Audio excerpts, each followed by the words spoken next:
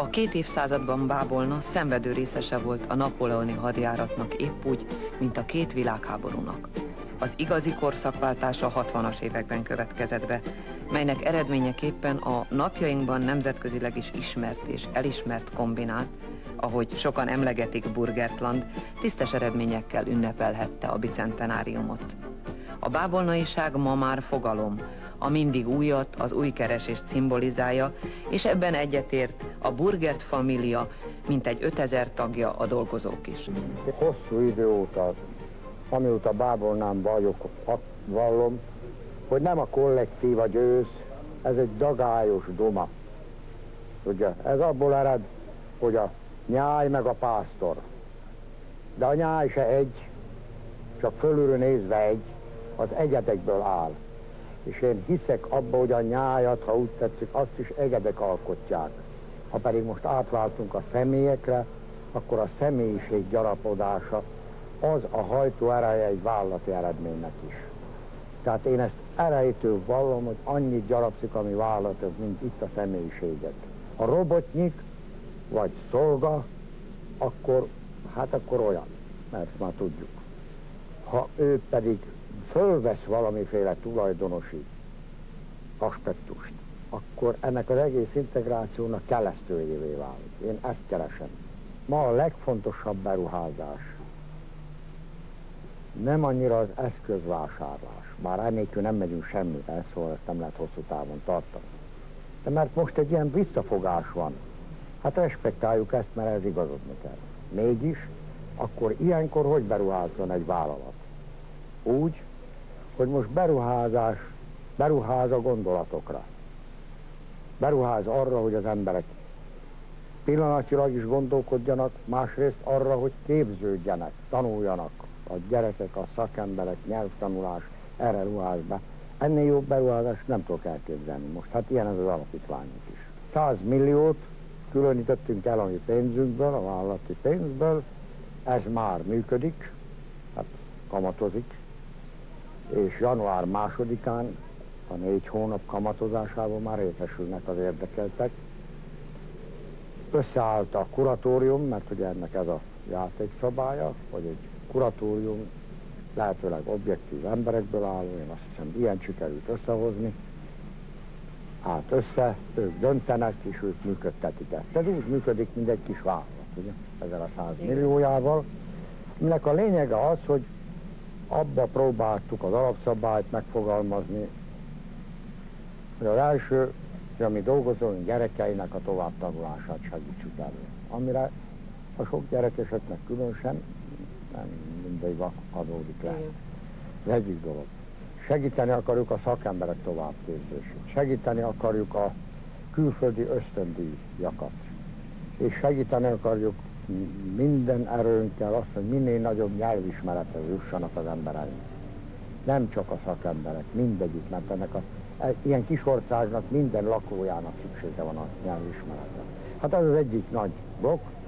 A másik az, hogy szeretnénk megkönnyíteni, mert nem tudjuk megváltoztatni, de valamit könnyíteni az nyugdíjasaink helyzetét. És erre is különítve van bizonyos rész. Ezen kívül pedig a most munkában lévő embereknél úgy gondolkodtunk, hogy körülbelül egy embernek 30 000 forintot, ha félreteszünk, annak a kamata 6 000 forint, akkor ezt felhasználhatjuk arra, hogy ez mint járadék évről évre minden itt dolgozó embernek jár. Ha elmegy, nem jár, ha itt megy nyugdíjba, akkor élete végéig jár. 2 évvel ezelőtt kötötték az életjáradéki kötvényeket. Ezt miért csinálták, és mi ennek a lényege? Hát ezt először is azért csináltuk, mert azt mondta a biztosítóintézet, ha ezt csináljuk, akkor ez adómentes, mert 2 évvel ezelőtt még nem volt ez az adórendszer. Tehát egy adózott jövedelemből csináltuk. Ezért azt hittük, hogy tisztességesek vagyunk. És készültünk a 200 évre. Azzal, hogy akkor egy adózott dolgot és kamatokkal adhatunk oda a dolgozóknak. Úgy hírlik, hogy ez a jubileum kapóra jött önöknek, mert hogy most lehet a lótenyésztésről beszélni, ami kicsit talán háttérbe szorítja az egyébként meglévő gazdasági gondjaikat, igaz? Ez a hazudik az a vállalat, amelyiknek ma Magyarországon nincsenek gazdasági gondjai. Mi is ezek között a körülmények között élünk, és mi is tele vagyunk gondokkal.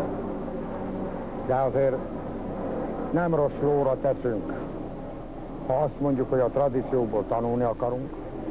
Nem rossz lóra teszünk, ha azt mondjuk, hogy a személyiséggyarapításra ruházunk be. Még azt is állítom, hogy nem rossz lóra teszünk ma, ha nem eszközvásárlásra állítjuk be a pénzünket, hanem fordítva gondolkodunk.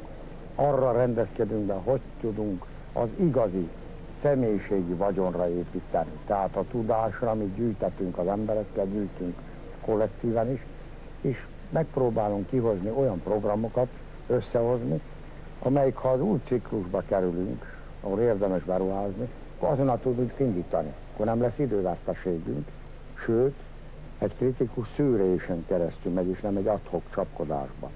Én tehát nem hiszem, hogy mi most rossz lóra teszünk ebben. A másik, hogy merni kell elviselni mindig ezeket a kritikákat. Csak tudni kell, hogy a kritikával szemben a valóság. Mi nálunk a valóság most az, hogy lenne pénzünk látványos dolgokra, de hasznosra nem biztos. Olyan országban, ahol az átlagra vannak orientálva, ott az átlag alul kinövőket üldözik, minket is szorítottak, és az üldözés nem más, mint több elvonás. És annak akarnak mindig adni, osztogatni pénzeket, akit arra akarnak ösztökölni, hogy jöjjön föl az átlaghoz. Közben nem veszik észre, hogy ez egy közgazdasági nonsens, akit átlagra akarnak felhozni, az már ha teljesül is megbukott. Mi nekünk több az elvonásunk, de a magyar átlaggazdaságnak még relatíve is, és ezzel együtt vállaljuk föl azt, hogy lehet ebből a mezőgazdaságból valamit olyan csinálni, amelyben versenyképesek akarunk lenni azzal az Európával, ahova csatlakozni akarunk.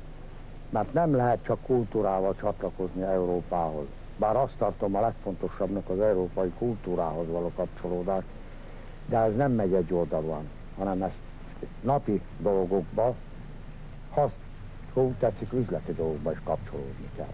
Mi hiszünk abban az árjedésben, hogy az az átmenet, ez megtörténik úgy, ahogy szeretné mind a 10 millió magyar, hogy jó érkezzünk meg, ennek a történelmi lehetőségnek feleljünk meg, és ha beérkezünk valamennyire, akár egy pár lépésre odébb, mi azonnal a beruházásra is vállalkozunk.